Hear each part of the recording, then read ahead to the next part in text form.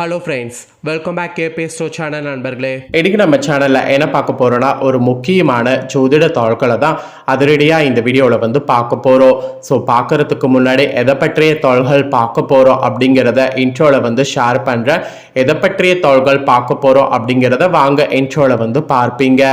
2026 second மாதமான பிப்ரவரி மாதம் முடிந்து தேர்ட் மாதமான மார்ச் மாதம் ஸ்டார்ட் ஆயிருச்சு. ஆண்டு பிறந்ததே தெரியல, டக்குன்னு 2 மாதம் ஓடி 3வது மாதமானது ஸ்டார்ட் ஆயிருச்சு. ஸ்டார்ட் ஆன 3வது மாதம் ஒரு அருமையான மாதம். இந்த மாதத்தில் நிறைய கிரக மாற்றங்களும் நிறைய முக்கியமான கிரக சேர்க்கைகளும் இருக்கு. இந்த கிரக மாற்றம் கிரக சேர்க்கையானது ஒவ்வொரு ராசிக்காரங்களுக்கும் ஒவ்வொரு வகையில பலனை கொடுக்கும்.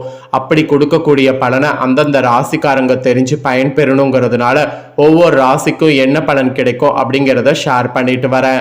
அதில் இன்னைக்கு இந்த வீடியோவில் மீனம் ராசிக்காரங்களுக்கு ஷேர் பண்ண போகிறேன். மீனம் ராசியில் பிறந்த நேயர்கள் யாராக இருந்தாலும் இந்த ஒரு வீடியோவை ஸ்கிப் பண்ணாமல் பாருங்கள்.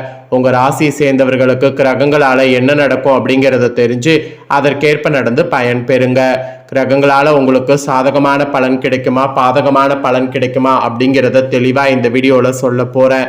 அதாவது சுருக்கமாக சொல்லணும்னா உங்களுக்கு நேரம் எப்படி இருக்கு அப்படிங்கிறத சொல்ல போகிறேன். உங்களுக்கான நேரத்தை தெரிஞ்சு அதற்கேற்ப நடந்து பயன்பெறுங்க.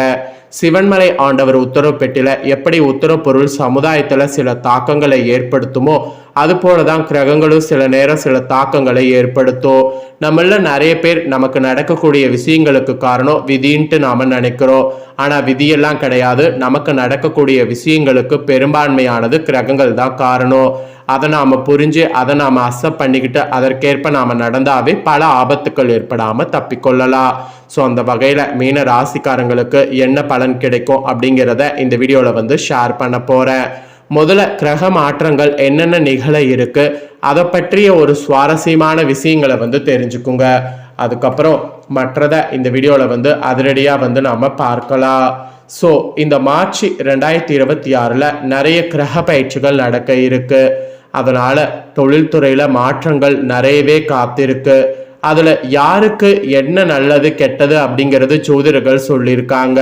அதன்படி மீன ராசிக்காரங்களுக்கு என்ன நல்லது என்ன கெட்டது அப்படிங்கிறத தான் இந்த வீடியோல சொல்ல போற.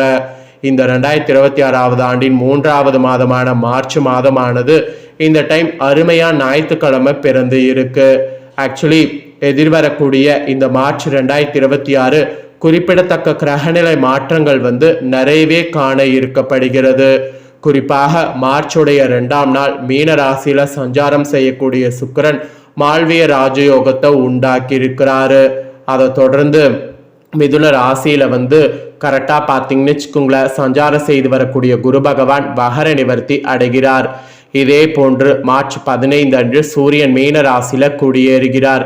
இந்த மாதிரி சுபிட்சமான நிறைய கிரகநிலை மாற்றங்கள் இந்த மார்ச் மாதம் நிகழ இருக்கு.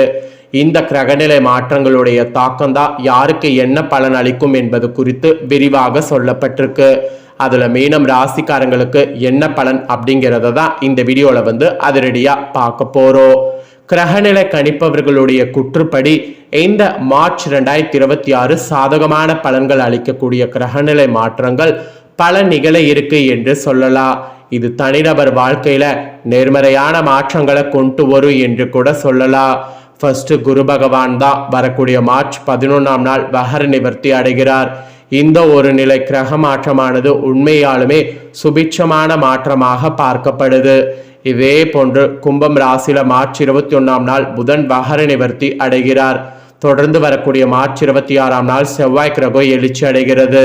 இந்த மாதிரி நிறையவே கிரக மாற்றங்கள் இருக்கு. ஸோ இதெல்லாம் வைத்து தான் உங்க ராசிக்கு பலன்கள் குறிப்பிடப்பட்டிருக்கு. ஸோ எந்த நாள்ல எந்த கிரக பயிற்சி நடக்கும் அப்படிங்கிறத தெளிவா சொல்லிடுறேன், அதையும் தெரிஞ்சுக்குங்க. மார்ச்சுடைய 2 மீனம் ராசியில சுக்கிரன் சஞ்சாரம். மார்ச்ல 11 அன்னைக்கு மிதுனத்துல குரு வகர நிவர்த்தி. மார்ச் 14 கும்பத்துல வகர நிலையில எழுச்சி. மார்ச் 15 மீனம் ராசியில சூரியன் சஞ்சாரம். மார்ச் 21 கும்பத்துல புதன் வகர நிவர்த்தி. மார்ச் 26 கும்பத்துல செவ்வாய் எழுச்சி. இந்த மாதிரி கிரகங்களுடைய பயிற்சி எழுச்சி சேர்க்கை இந்த மாதிரி நிறையவே இருக்கு. இதெல்லாம் வைத்துதான் ஒவ்வொருவருக்குமே பலன்கள் குறிப்பிடப்பட்டிருக்கு. அதில் மீனம் ராசிக்காரங்களுக்கு என்ன பலன் கிடைக்கும் அப்படிங்கிறத இப்போ இந்த வீடியோவில் வந்து பார்க்கலாம். மீனம் ராசிக்காரங்க உங்களுக்கான பலனை தெரிஞ்சு அதற்கேற்ப நடந்து பலன் பெறுங்க. மீனம் ராசிக்காரங்க பார்த்தீங்கன்னு வச்சுக்கோங்களேன், புரட்டாதி, ரேவதி, அதுக்கப்புறம் உத்திராடதி இந்த நட்சத்திரத்தில் பிறந்தவங்களுக்கு நான் சொல்லக்கூடிய கணிப்பு கரெக்டாக இருக்கும். ஸோ மீனம் ராசி இந்த நட்சத்திரத்தில் பிறந்தவங்க வீடியோ பாருங்க. இவ்வளோ நேரம் கிரக மாற்றங்கள்லாம் பார்த்தீங்க. இப்போ உங்களுக்கான பர்சனலாக கிரகநிலைகள் எப்படி அமைஞ்சிருக்குங்கிறத சொல்லிடுறேன், அதை தெரிஞ்சுக்குங்க.